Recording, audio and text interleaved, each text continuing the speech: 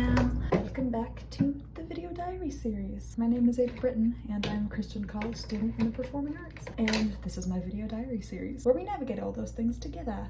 And I just noticed there was a little lace wing in my room last night and I let him stay because he's not scary or harmful. So, and I wondered where he went and he's right here, just by the fan. Is he alive? Oh, I think he's dead. Either that or he's sleeping. Do both sleep? I had an earlier wake up this morning than I meant to have because, I don't know why. Like, I am a morning person, but today I woke up at 5 and my alarm was set for 6:30, so it wasn't that bad. So I just decided to get up and have like a cozy, leisurely morning where I got to like fully make my bed and everything like that. And I thought it would be fun to take you through just kind of a day in the life for me. That is way too much concealer on that side, hang on. This is Tuesdays and Thursdays are kind of my typical days, I would say. That's when I have most of my college classes, a typical routine, except today, normally I have 3 classes. I go from 9 a.m. Acting 2, which is Shakespeare, to 11 a.m. Ethics and Advocacy for Educators, and then 1 p.m. I have my early adolescent psychology for educators as well. But I'm basically done with my final for ethics, and I made sure to we all had to schedule a meeting with our professor either last week or this week to review our finals and our rough drafts and that kind of things, to get any last minute feedback before submitting. And I made sure to schedule mine first. And so he basically told me that I don't need to come to class at all this week because it's just going to be dedicated to people that have their appointments this week. And I already had mine. I get a break, lunch break, between 11 a.m. and 1 p.m., which is really nice. And I just discovered that Jamba Juice, which we have a Jamba Juice on our campus, I just discovered that they have acai bowls. So I've kind of exhausted a lot of my lunch options, like a lot of my healthy lunch options, so that sounds really good right now. I'm gonna get an acai bowl between classes and then maybe try to start. I just have to work on my benchmark essay for my psychology class. It just has to be partway done, or it has to be like halfway done by Thursday's class, because we're gonna work on it in class then. And yeah, I have my outline done. I still need to actually write it. Yeah, and my acting class, obviously my favorite class, being a theater person, and it's all about Shakespeare, which makes my songwriter heart happy. And I get to work on 2 scenes for our final. So everyone was given we were all put into pairs, and he gave us different scenes from different shows. And so I get to do one scene with my friend Sophia from The Two Gentlemen of Verona, where she's Julia and I'm Lucetta. And then the other one is probably my favorite Shakespeare play. Maybe it's up there with Midsummer, but Twelfth Night, where I get to be Viola and my friend Davis gets to be Olivia. I am so pumped because I love Viola so much. Like, she, Helena, and Juliet are like my top 3 Shakespeare girls. Lady Macbeth is also up there.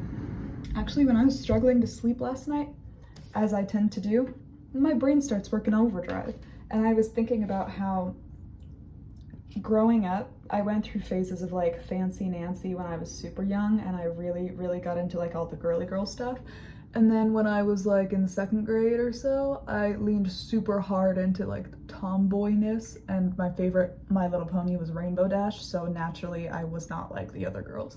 But it wasn't because I was trying to be not like the other girls, it was just like, I don't know when it happened, but at some point in my young childhood, it went from being obsessed with Disney princesses and wearing princess dresses to the library and to Target and whatever, to whenever an adult or someone like called me princess as an endearing term, it made me uncomfortable, and I didn't like it, and I let them know that I didn't like it.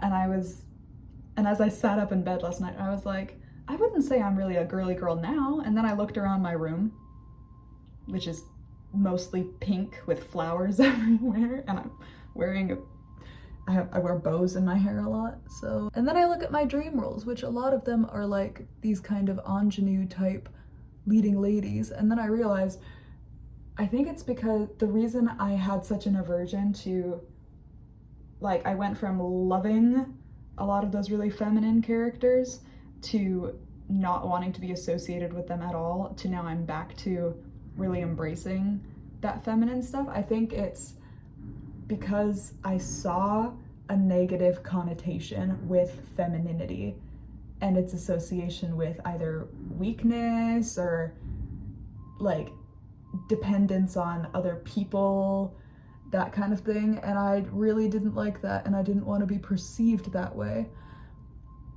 And as I've grown up, growing up is not realizing that femininity is weak. Growing up is realizing that there's so much strength in femininity, because like you look at different characters in the Bible, like I just read through Esther recently. Like, yes, King Xerxes thought she was the prettiest, but as it says in Esther 4:14, Mordecai tells her, like, and who knows but that you've come to royal position for such a time as this, meaning to save the Jews from destruction, death, and annihilation, or something like that. I thought they made up that dramatic bit that Haman says for our VBS when I did an Esther sketch, and they did not. That is his exact words, was like, to kill, destroy, and annihilate the Jews. And I'm like, oh, who's to say that being feminine and girly is a bad thing?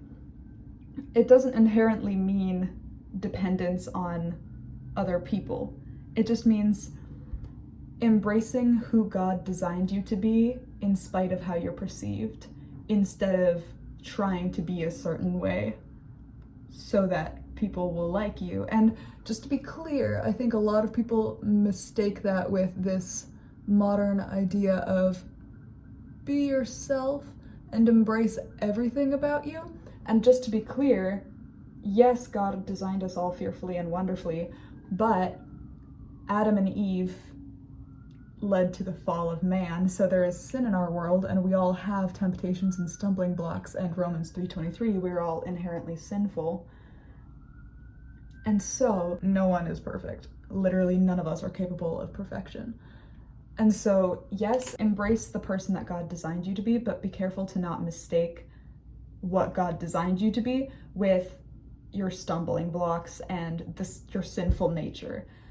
And that's all about what building a relationship with Christ looks like, is figuring out what that looks like and what's a stumbling block and what's a sinful behavior that God did not design you with inherently but has been adopted by the world, rather than something that he did design you with for his greater purpose.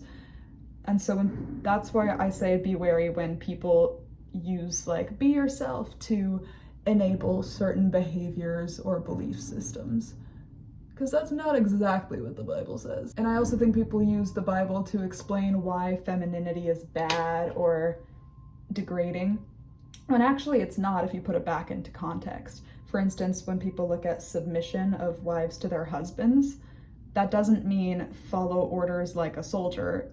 That means let him lead and lean on him for different things. Husbands are called to love their wives as Christ loved the church, and Jesus died on the cross for our sins. So basically, for wives, we're asked to submit to our husbands and to find someone that we trust with our lives.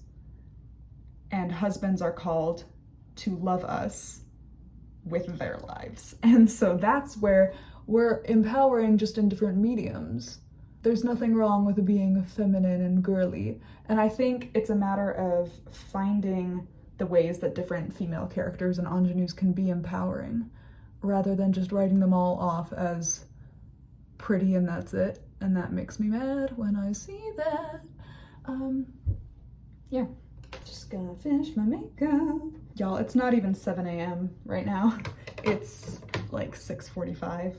And I'm already having deep discussions. Don't you just love it? Welcome to the vlog. See you guys later.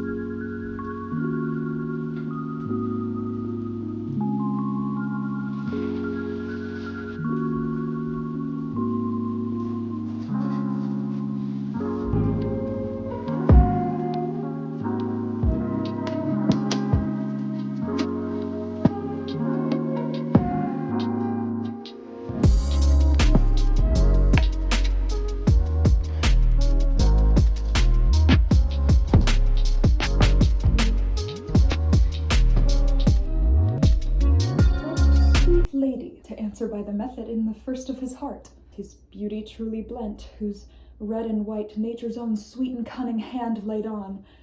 Lady, you are the cruelest she alive if you will lead these graces to the grave and leave the world no copy. I see you what you are. You are too proud. But if you were the devil, you are fair. My lord and master loves you. Oh, such love could be but recompensed, though you were crowned the nonpareil of beauty. Make me a willow cabin at your gate, and call upon my soul within the house. Write loyal cantons of contemned love, and sing them loud, even in the dead of night. Halloo your name to the reverberate hills, and make the babbling gossip of the air cry out, Olivia! Oh, you should not rest between the elements of air and earth, but you should pity me. Above my fortune, yet my state is well. I am a gentleman. I am no feed post, lady, keep your purse. My master, not myself, lacks recompense. Love make heart of flint that you shall love, and let your fervor, like my master's, be placed in contempt. Farewell, fair cruelty. Frickin' love Viola. What would your ladyship? I would it were, that you might kill your stomach on your meat and not upon your maid. Madame, it will not lie where it concerns, unless it have a false interpreter. Keep tune there still, so you may sing it out. And yet methinks I do not like this tune. No, madame, it is too sharp. Nay, now you are too flat, and mar the concord with too harsh a descant.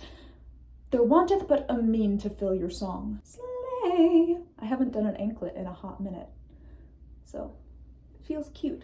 Ready for acting 2? It'll fit. Ah.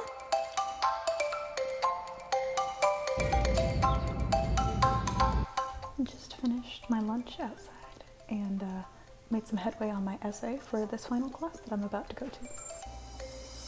And now I've survived all my classes for the day. Woohoo! So I treat myself to peanut butter and pretzels as a little snack, and then I rest, and I usually watch something like YouTube or whatever sitcom I'm watching at the time and just unwind for a bit. And then later in the afternoon, once I'm recharged enough, I'll get a head start on my homework and then finish most of it tomorrow. I've been waiting for this episode to drop.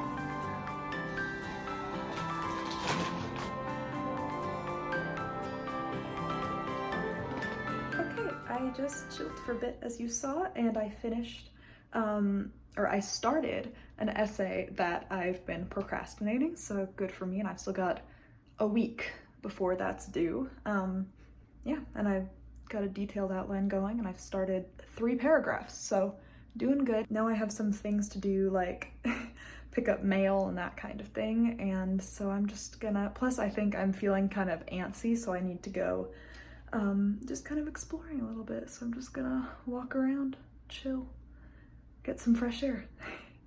Gabby plays Minecraft for the first time, gets jump scared by a villager. Are you awake, sir? I like that you broke into his house and I woke him up. I'm sorry. Wait, no, don't kick me out. I'm sorry. You broke into his house. Pick me up. There's a creeper. That's a zombie. Gabby's first time playing Minecraft. They're both green. No, they're not. One is a human. It's okay, Gabby. It's a creeper then. Have a good night.